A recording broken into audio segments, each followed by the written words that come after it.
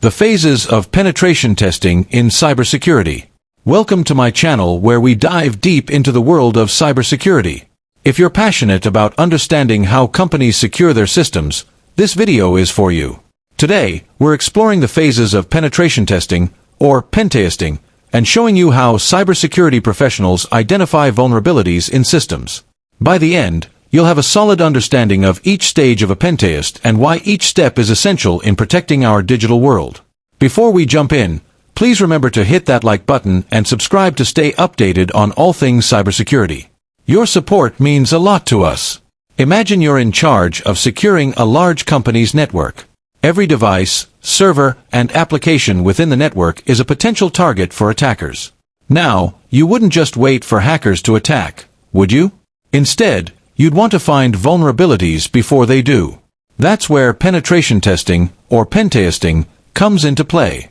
Pentesting is a proactive hands-on approach that mimics real-world hacking attempts, allowing cybersecurity experts to identify weaknesses and fix them before malicious actors exploit them. So, let's walk through the 5 main phases of pentesting that experts use to strengthen digital defenses. Phase 1. Planning and Reconnaissance. The first phase, planning and reconnaissance, is all about gathering information. Think of it like the foundation for everything that follows. Here, pentesters learn as much as they can about the target organization, including its network structure, key personnel, technologies in use, and even possible weak points.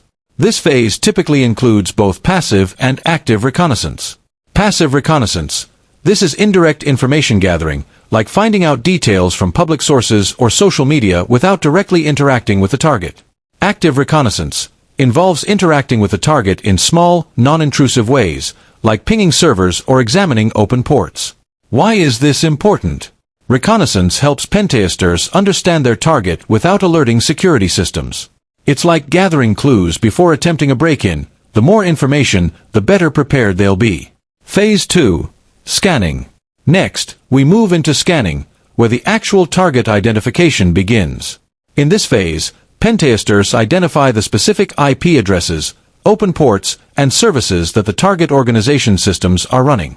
Scanning provides essential insights that will guide the next steps of the pentest. 2 common techniques in this phase are network scanning, finding active IP addresses and identifying potential entry points. Vulnerability scanning, identifying potential weaknesses, such as outdated software, open ports, and unpatched systems. During this phase, pentesters use a range of tools, like MAP, Nessus, and OpenVAS, to conduct scans. The goal here is to create a comprehensive map of the target's digital landscape, identifying possible attack vectors for later stages. Phase 3. Gaining access. Gaining access is where things get hands-on. After collecting information in the previous stages, pentesters now try to exploit potential vulnerabilities they've identified. This phase is as close to real hacking as pentesting gets, and the goal is to access systems just as an attacker would. Methods used in this phase include exploitation, using known vulnerabilities to gain control over target systems. Privilege escalation, trying to elevate access permissions to gain more control. For instance, if a vulnerability in a web application was found, the pentester might attempt to inject malicious code or bypass authentication. This phase is critical, as it highlights the real-world impact of a potential attack, allowing organizations to understand the urgency of patching these issues. Phase 4. Maintaining access. Once the pentester has successfully gained access, the next step is maintaining access. This phase simulates what an attacker would do if they managed to infiltrate the system undetected. The pentester attempts to stay within the network, collecting data or even expanding access to other parts of the system without being detected.